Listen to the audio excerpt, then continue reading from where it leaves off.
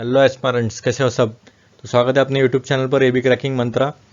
तो हमने पिछले बार पॉलिटी और इकोनॉमिक्स के बुक लिस्ट देखे थे, तो आज हम देखेंगे एंशंट के। अगर आपने देखा नहीं रहेगा तो ये आई लिंक पर है, पिछले वीडियोस आप देख सकते हो, पूरी प्ले लिस्ट है इसमें। तो चलिए स्टार्ट करते हैं वीडियो को। ये मेरे बारे में थोड़ी इन्फॉर्मेशन है। मैंने यूपीएससी प्रीलिम्स 2022 का क्लियर किया है और 2022 की मेंस भी दी है। ये मेरा नाम और रोल नंबर आप देख सकते हो। तो हम चलते हैं आर्ट एंड कल्चर और एंशंट हिस्ट्री के सोर्सेज की तरफ। तो पहला तो सोर्स है कि आर एस शर्मा, जो कि इंडियाज एंशंट पास्ट या 11th की है ये बुक, एनसीईआरटी ही है। और उसके बाद आता है इंडियन कल्चर के लिए स्पेक्ट्रम, फिर एनसीईआरटी आती है 11th की इंट्रोडक्शन टू फाइन आर्ट्स, फिर 11th की एनसीईआरटी है living craft traditions of India. ये नहीं पढ़ा तो भी चलेगा, पर आपको अगर टाइम है तो ये पढ़ सकते हो। फिर सीसीआरटी की वेबसाइट है, ऑफिशियल वेबसाइट, वहाँ पे आप जो भी न्यूज़ में आता है कल्चरल न्यूज़पेपर में, तो उसको आप देख सकते हो, क्योंकि उधर लाइन टू लाइन सीधा प्रीलिम्स में पूछा गया है। The wonder that was India L Basham की है, थोड़ी मोटी किताब है ये, पर इसमें सिर्फ रिलीजन और फिलोसफी, मतलब जैनिज्म और बुद्धिज्म स्पेशली अगर आपको डीप करना रहेगा तो ये बुक में से आप कर सकते हो। ये दो चैप्टर्स काफ़ी अच्छे से उन्होंने डिस्क्राइब किया है। थोड़ी लैंग्वेज थोड़ी डिफिकल्ट है, पर आपको मार्क्स मिल जाएंगे, क्योंकि जो टर्मिनोलॉजी और ये पूरा जो डेप्थ में पूछा जाता है, तो ये बुक से आप कर लोगे तो अच्छा खासा आपका कवर हो जाएगा। फिर एंशंट इंडियन हिस्ट्री क्लास 6 की एनसीईआरटी भी है। फिर 12th की है हिस्ट्री थीम्स वाली, और तमिलनाडु स्टेट बोर्ड की 11th वाली। अब ये आपको सब पढ़ना है क्या? तो नहीं, आंसर नहीं है। आपको सिर्फ मेजरली मैं तो कहूँगा, अगर एंशंट की बात करें, मेजॉरिटी पोर्शन आपको पूरा प्रीलिम में देखा जाता है, मतलब ज़्यादातर पूछा जाता है। तो आपको ये एक सोर्स मैक्सिमम, मतलब ये एंशंट हिस्ट्री के लिए, आर्ट एंड कल्चर के लिए मैं बताऊंगा, ये एंशंट के लिए 1, 2 और 3, इतने काफ़ी सोर्सेस है एंशंट के लिए। और कल्चर के लिए अगर आपको अच्छा लगा तो स्पेक्ट्रम या फिर ये एनसीईआरटी, ये मस्ट है आर्ट एंड कल्चर के लिए। और एक बुक आती है Nitin Singhania, art and culture के लिए, वो काफ़ी मोटी किताब है, पर आपको जैसा आपको फिजिबल लगेगा वैसा आप पढ़ लीजिए। बाकी आप सिर्फ रेफरेंस के पॉइंट ऑफ व्यू से पढ़ना है, आपको पूरी टेक्स्ट बुक या पूरा ये नहीं पढ़ते बैठते हैं। सिर्फ ये पूरा पढ़ लिया तो आप मतलब ये इंपॉर्टेंट है इसलिए पूरा पढ़ सकते हो आप, बाकी सब तो। और ये दो बुक्स तो आपको पूरे अच्छे से पढ़ने हैं, बाकी सिर्फ रेफरेंस के लिए आपको पढ़ना है ये। फिर एनसीईआरटी भी इंपॉर्टेंट है, जो भी एनसीईआरटी है मेजरली तो उनको पूरा ही पढ़ना है, ये स्किप किया तो भी चलेगा। तो अभी हम देखते हैं कि एंशंट हिस्ट्री के लिए प्रीलिम्स में किस पर आपको फोकस करना है, तो वो हम देखते हैं। अभी प्री हिस्टोरिक पीरियड मतलब जो हिस्ट्री जहाँ पे रिटर्न आपको कोई प्रूफ नहीं मिलता है या रिटर्न डॉक्यूमेंट्स नहीं मिलते, उसे हम बोलते हैं प्री हिस्टोरिक पीरियड। तो उसमें क्या क्या आता है, हड़प्पा भी एक्चुअली रिटर्न ही है वो, पर हड़प्पा के जो भी पिछला है वो एक इम्पोर्टेंट पार्ट बोल सकते हो। पर उसके बाद हड़प्पा सिविलाइजेशन, फिर वैदिक पीरियड, फिर एम्पायर और किंगडम जो भी है, जैसे गुप्ता, मौर्य, जो भी रहेंगे, जो मेजर मेजर किंगडम्स है उसके बारे में। फिर आर्ट फॉर्म्स जो भी है, डांस, म्यूजिक, लिटरेचर, आर्किटेक्चर, और फिर रिलीजन और फिलोसॉफी एंशिएंट इंडिया की।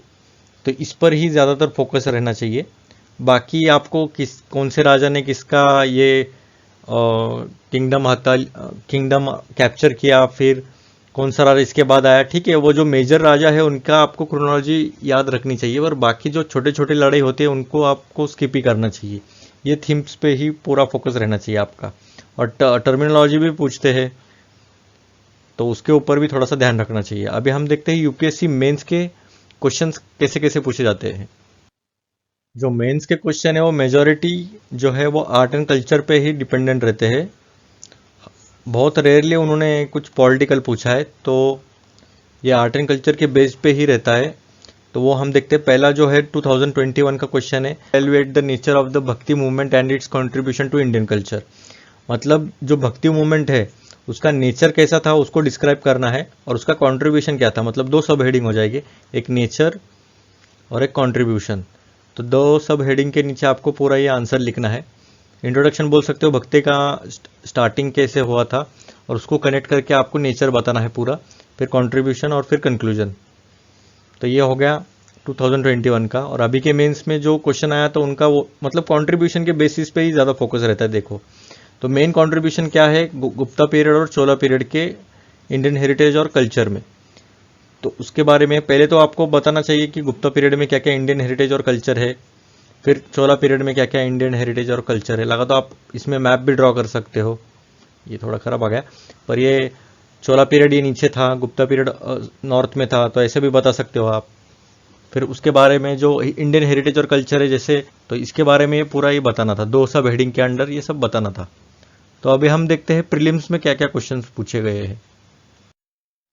अभी यूपीएससी प्रीलिम्स में 2022 के प्रीलिम में पूछा गया था संगम लिटरेचर के रिगार्डिंग।